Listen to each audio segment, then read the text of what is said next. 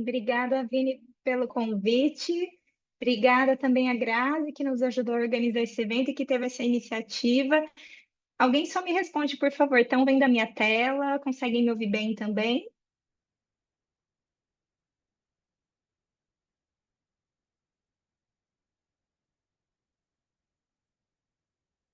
Só para eu saber se está tudo ok. Tá dando para ver minha tela? Estão conseguindo me ouvir bem também?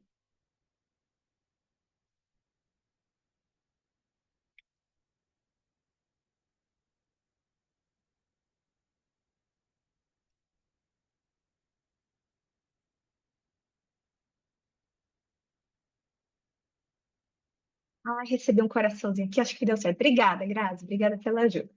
É, pessoal, então boa noite, é um prazer estar aqui com vocês para falar de um tema que é tão importante, né? Eu vi muitas dúvidas ali no grupo sobre LinkedIn. Eu acompanho diversos grupos de vagas, porque eu sou mentora de carreira, então estou sempre de olho nesse universo. Então, hoje a gente vai falar muito sobre estratégias para construir um bom LinkedIn. Eu já vou me apresentar, né, explicar qual é o meu repertório para a gente poder estar falando sobre esse tema hoje. Mas de forma muito resumida, o nosso encontro hoje, ele tem a previsão, então, aí de 2 horas, então, mas eu gostaria de trazer essa introdução, esses direcionamentos, mas vai ser muito prático também. Então, a partir do Forms e das inscrições, eu já coletei alguns perfis do LinkedIn, foram muitas inscrições, foram mais de 70, então, infelizmente, nós não temos tempo para olhar todos, mas eu selecionei alguns que tivessem dúvidas parecidas que poderiam ajudar mais pessoas. Então, por isso, né, eu considerei alguns pontos como esses para selecionar. Então, a gente vai falar de alguns pontos teóricos, mas também de muita prática, sobre como definir uma estratégia de carreira que depois vai refletir ali no seu perfil do LinkedIn. Tanto pensando, no preenchimento do perfil, e também a fazer networking, se conectar com pessoas que podem conectar vocês com oportunidades. Vou me apresentar muito brevemente, não vou ficar fazendo muita propaganda minha aqui, porque quem quiser saber mais tem lá no meu site, que é valescapetec.com. Mas só contextualizando, eu sou formada em relações públicas, então eu vim da comunicação, fiz uma pós em comunicação, tudo ali na Unesp, só que depois eu fui seguindo para essa área de recursos humanos, então eu fui recrutadora. Então eu era a pessoa que analisava currículos para poder selecionar os candidatos, para fazer as entrevistas, então todo esse processo. Como, né, eu trabalhei em algumas empresas, acho que as mais famosas são a Tilibra e a Volvo, que são multinacionais. A Tilibra, né, nasceu como brasileira, mas foi comprada por uma norte-americana, e a Volvo, no caso, é sueca.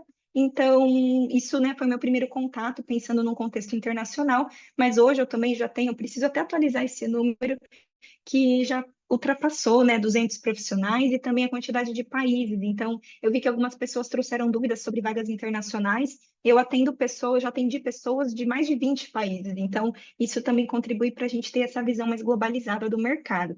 Eu também sou membro do programa LinkedIn for Creators do Brasil. Então, não é um programa remunerado, infelizmente, mas é uma forma de reconhecimento a profissionais que trazem conteúdo relevante, debates relevantes ali na rede. Então, por isso, né, esse é o meu repertório para falar com vocês sobre esse tema que envolve os dois tópicos, né? Tanto a questão do lado de RH, de recrutamento, de processos seletivos, mas também o lado da comunicação, que é pensar como que eu estou me posicionando, como que eu estou contando a minha história de uma maneira que seja atrativa, de uma maneira que o recrutador consiga enxergar as habilidades que eu tenho.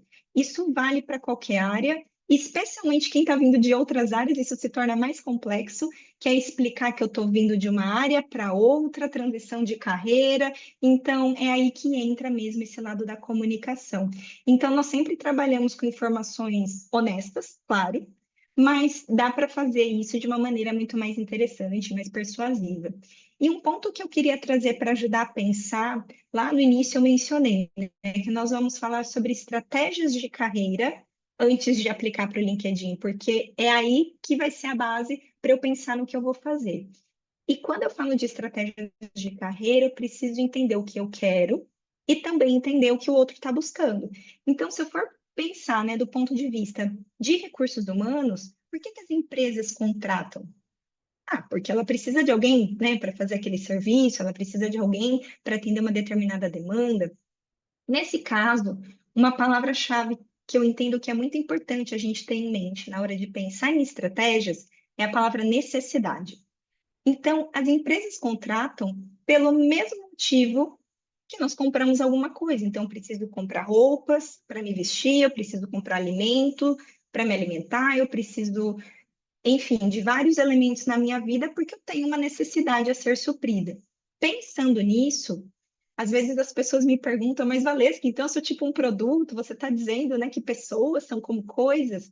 Não, pessoas não são coisas, mas metaforicamente sim. Então a minha resposta para essa pergunta é mais ou menos. Você não é um produto, mas nós vamos vender a ideia de que você é o candidato adequado para aquela vaga. De novo, se for verdade, né, não tem como a gente florear algo que não seja real, mas a ideia é realmente enfatizar o que você pode entregar para aquela posição.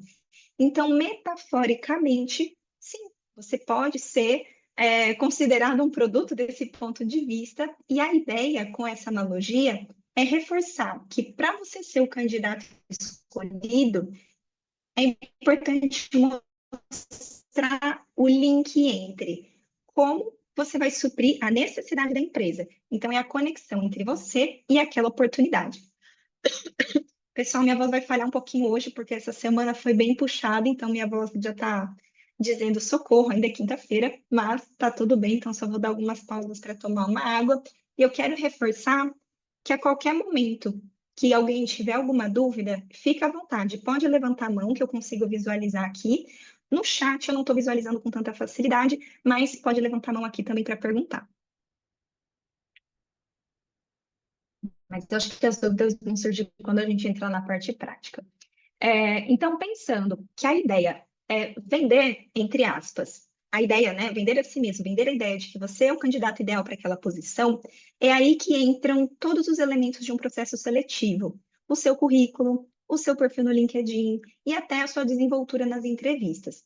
Eu não vou entrar em tantos detalhes sobre currículo e sobre entrevistas, porque o foco do nosso encontro de hoje é o LinkedIn, mas eu também vou deixar aqui no material, então fique à vontade para depois tirar print da tela, enfim, alguns artigos que eu recomendo a leitura que podem ajudar a aprofundar nesse tema. Pensando no currículo muito brevemente, vou falar dele porque ele se assemelha ao LinkedIn no em alguns aspectos. O currículo é uma ferramenta de comunicação escrita, assim como a entrevista é uma ferramenta, eu posso chamar de ferramenta de comunicação verbal. Então, se eu estou falando de uma ferramenta de comunicação escrita, eu preciso, além de ter uma boa escrita, eu preciso planejar isso. Então, eu não vou escrever qualquer coisa, de qualquer forma, ele tem uma determinada formatação. A formatação que eu falo é uma estrutura. Ele tem determinadas categorias, por exemplo, né? São as seções ali do currículo. Mas como qualquer ferramenta de comunicação, por exemplo, um, um panfleto, ou algo que eu use para vender algo, ele tem um intuito. E eu penso sempre no meu público. Então, se eu fosse montar um flyer, tudo um exemplo de algo impresso, né? Mas, claro, poderia ser uma arte de rede social, qualquer, uma landing page.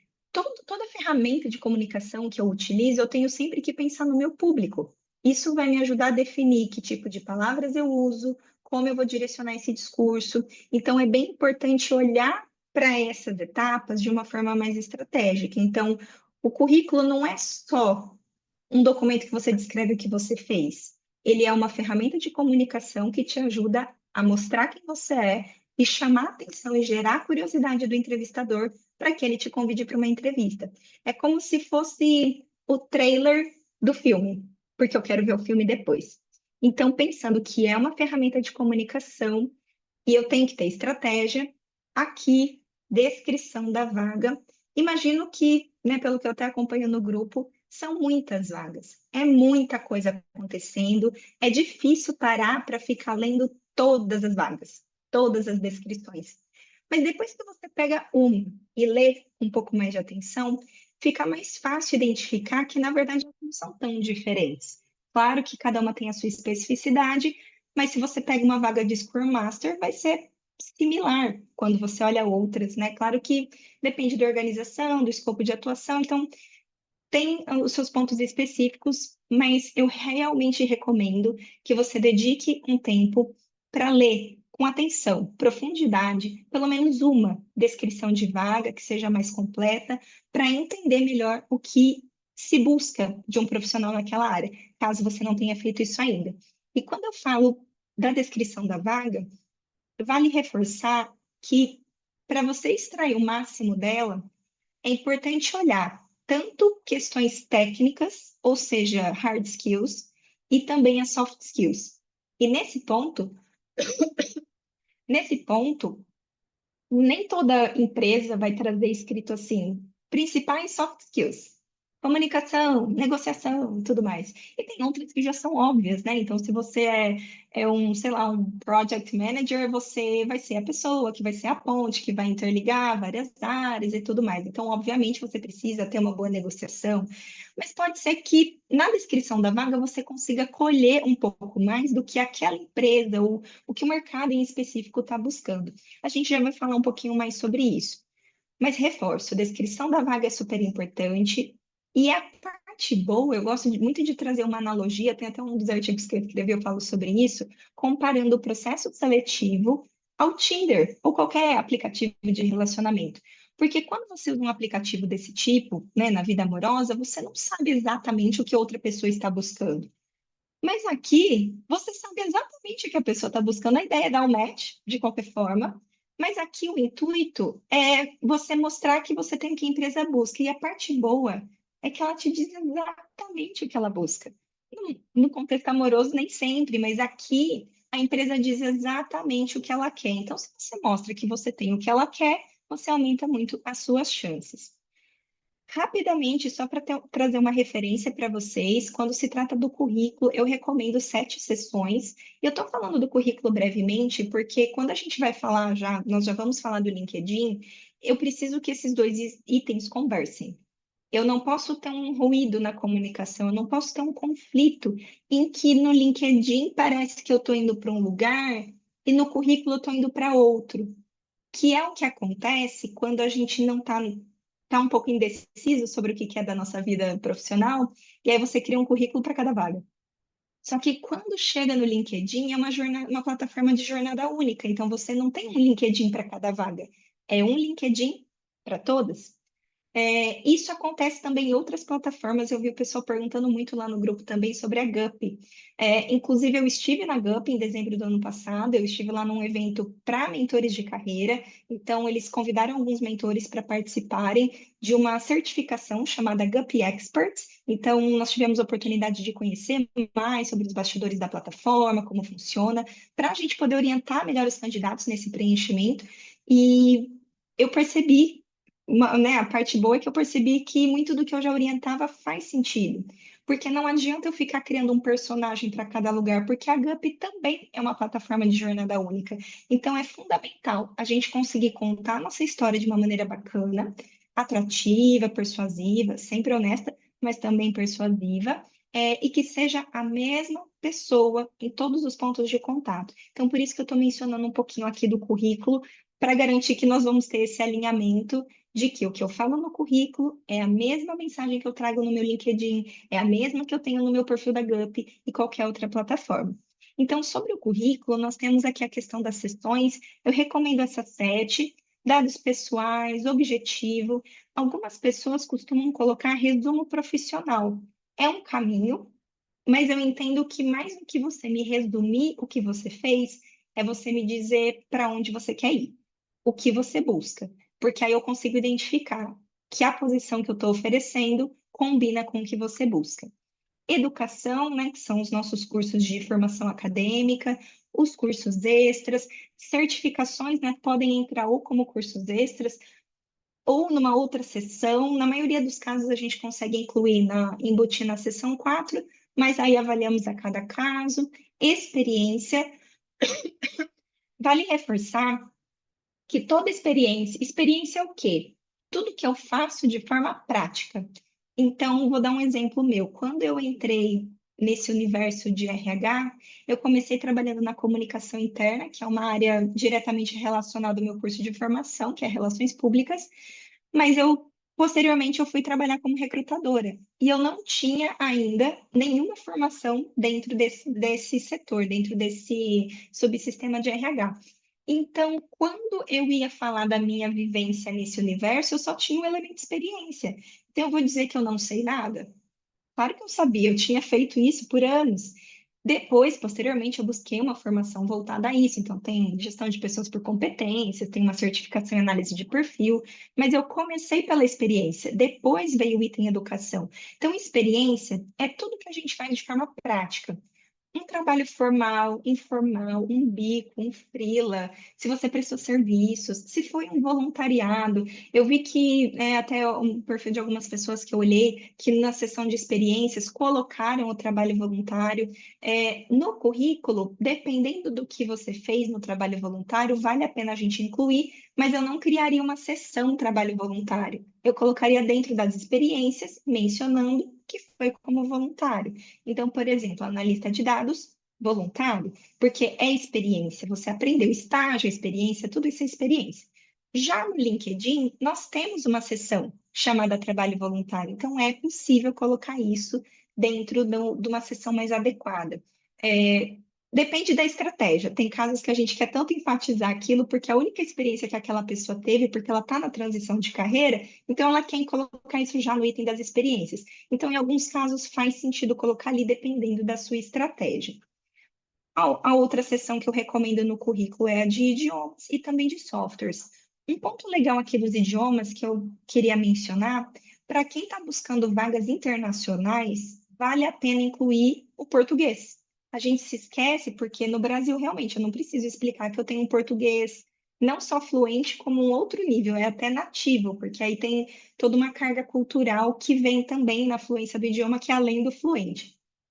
Mas para vagas internacionais, mesmo que você mencione a sua nacionalidade, eu entendo que faz sentido reforçar a questão do idioma, porque em alguns casos você pode talvez estar trabalhando com o mercado brasileiro ou conectado ao Brasil de alguma forma, mencionar que é português do Brasil e não o europeu. Então, tem algumas estratégias que a gente pode pensar dependendo da vaga, mas então mencionar que existe o português. Aqui, aí quem quiser tirar print, fica à vontade. São dois artigos e um post em que eu falo mais, com mais detalhes, sobre essa questão do currículo, que é a diferença daquele currículo padrão, que é só descritivo, conto o que eu fiz. Por exemplo, se eu menciono que eu cuidava dos processos seletivos na Volvo, é bem diferente de eu falar que eu coordenava os processos seletivos do início ao fim, desde o briefing com a liderança até a integração do funcionário. E aí eu menciono que foram, sei lá, 20 mil currículos e 2 mil entrevistados. Eu não lembro se é esse número exatamente, mas está lá no meu LinkedIn. Então, assim, eu consegui trazer dados, pode ser um ponto. Não é o único item importante, mas é descrever isso com um pouco mais de grandiosidade. Sempre honesto, mas que valorize o que você tem. A questão das soft skills, que é o tema do segundo artigo, também é bem importante, porque antigamente, quando eu não sabia o que eu sei hoje, eu tinha uma seção no meu currículo chamada habilidades. E aí eu colocava lá, trabalho em equipe, criatividade, e era uma lista muito bonita, mas que para o recrutador, isso não quer dizer muita coisa, porque se você me diz que trabalha bem em equipe, é você que está dizendo. Então, mais importante do que isso é eu trazer isso embutido nos textos. Então, eu mencionar, por exemplo, que eu cuidava também, né, de treinamento e desenvolvimento em uma equipe de tantas pessoas, ou em alinhamento com os departamentos A e B, ou até em alinhamento com as diretrizes da equipe do Global, da Volvo. Esses itens vão trazendo o trabalho em equipe muito mais do que eu dizer que eu sou colaborativa. Então, é bem importante a gente trazer as soft skills embutidas no texto das experiências e não apenas, né, naquela lista. Inclusive, eu recomendo não criar. Eu não coloquei uma seção lá, por exemplo, de habilidades. Eu recomendo que esteja apenas embutido ali no texto. No LinkedIn, que é o que nós vamos ver, existe uma seção de competências. Ali sim, ali, antigamente, o LinkedIn permitia colocar até 50. Agora são 100.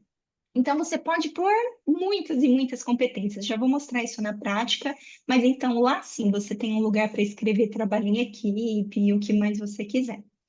O terceiro print é de um post em que eu dou um exemplo de, de como escrever o texto do objetivo. Porque quando eu digo que eu vou aplicar os meus conhecimentos para ajudar a empresa a crescer e me desenvolver, esse texto ele é muito genérico, porque ele serve para qualquer cargo. Então, se eu fosse lá da logística, eu poderia escrever isso e estava valendo. Se eu sou do RH, isso está valendo. Então, é importante deixar isso mais específico.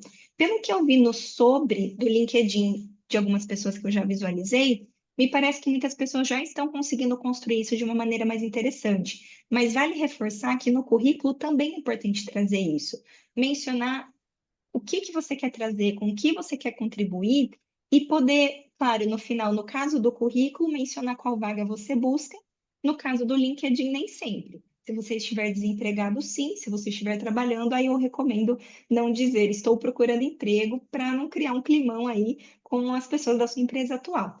Mas pensando no currículo, é importante ser específico sobre o cargo, mas também ter um texto que explica um pouco do que você busca. Brevemente, entrevista. Eu vou mencionar muito brevemente, porque eu sei que o nosso foco é LinkedIn, mas eu quero reforçar que todo ponto de contato do recrutador precisa ser coerente. Então, eu não posso ter ruídos na comunicação.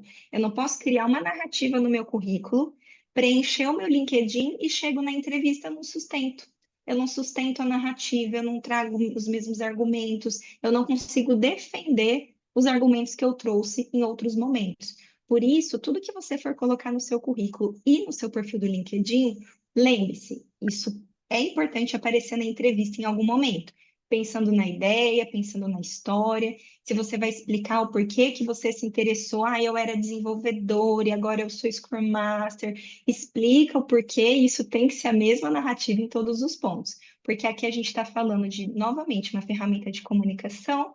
Agora é verbal, então tem a preparação ali, né, do conteúdo que você vai trazer na hora de responder as perguntas do recrutador e observar também elementos não verbais, que isso é bem importante. Então, essa questão do ruído da comunicação inclui, por exemplo, eu falar algo e a minha expressão do rosto mostra outra coisa. Ou às vezes até a minha posição dos ombros, eu estou dizendo que eu estou interessada, só que eu estou indo lá para trás. Eu estou indo em direção à porta. Então, existem, né, aqui eu estou trazendo dois exemplos genéricos, mas é importante observar esses elementos, porque às vezes a gente sente que, poxa, mas eu falei tão bem, mas pode ser que tenha outros pontos atrapalhando aí a sua comunicação na entrevista. Então, novamente, temos que ter essa coerência em todo ponto de contato, porque a comunicação não é só sobre o que eu falei ou como eu falei, é principalmente sobre o que o outro entende. É aqui que eu recebo muitas pessoas, muitos clientes falando, mas o RH não enxerga o que eu tenho.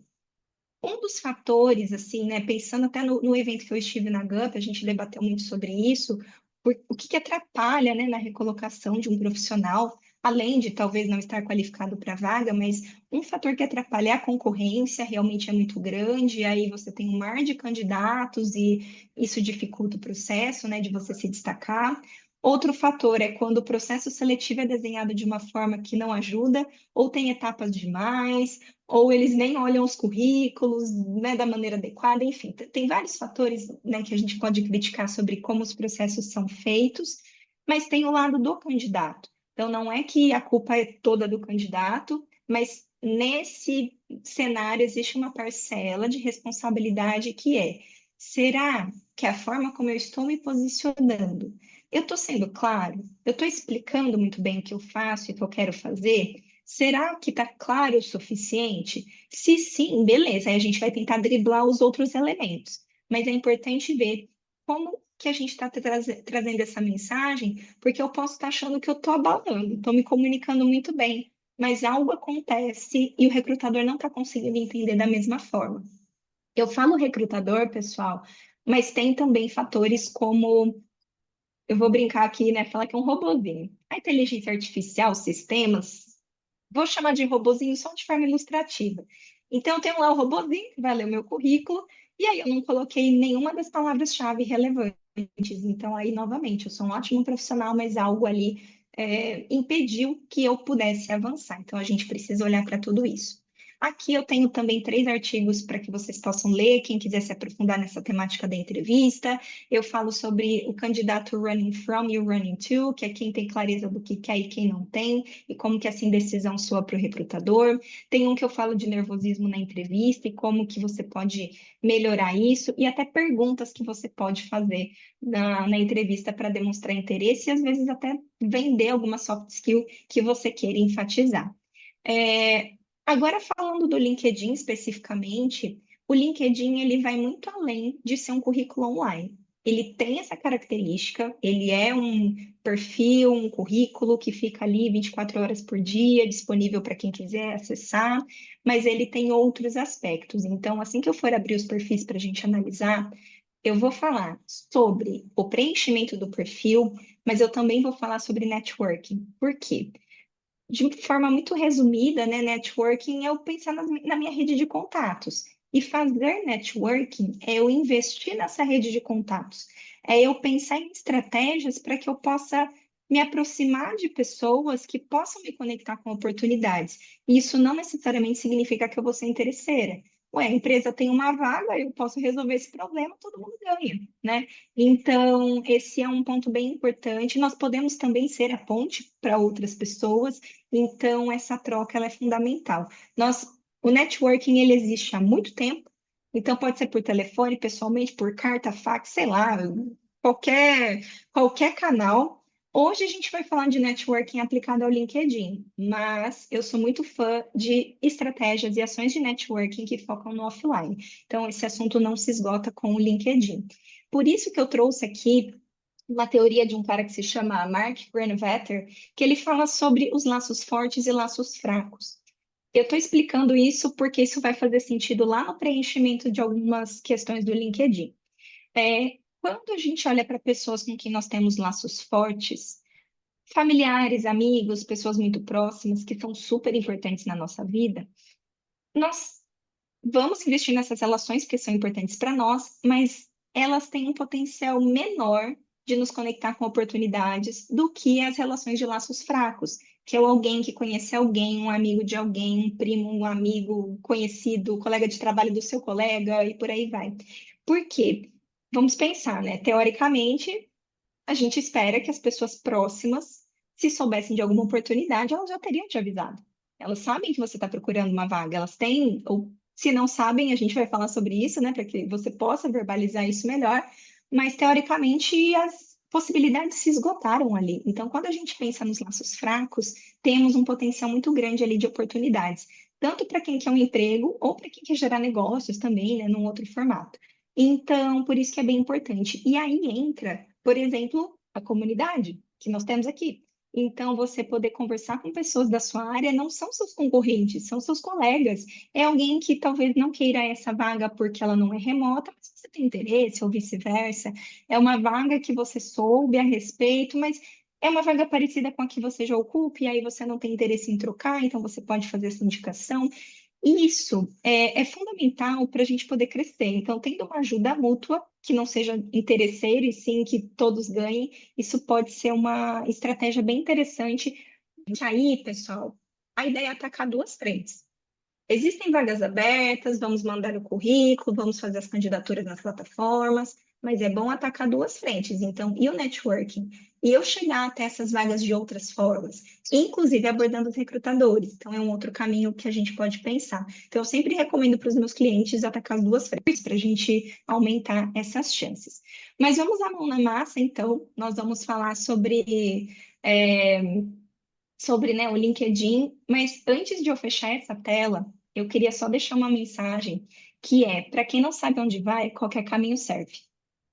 Isso significa que quando a gente está tentando muitas vagas diferentes, qualquer coisa que aparecer eu vou aceitar.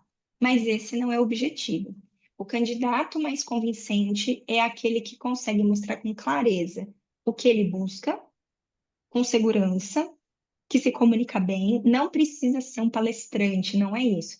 Que consegue contar o que ele faz, contar o que ele busca. Então, é mais ou menos isso. E por isso, tudo só é possível quando a gente tem clareza de para onde eu estou indo. Se eu não sei para onde eu estou indo, eu vou para a entrevista ou até no próprio currículo, eu não sei explicar. Por quê? Porque eu nem sei. Então, como que eu vou explicar uma coisa que nem eu sei? Então, por isso que é bem importante ter essa clareza.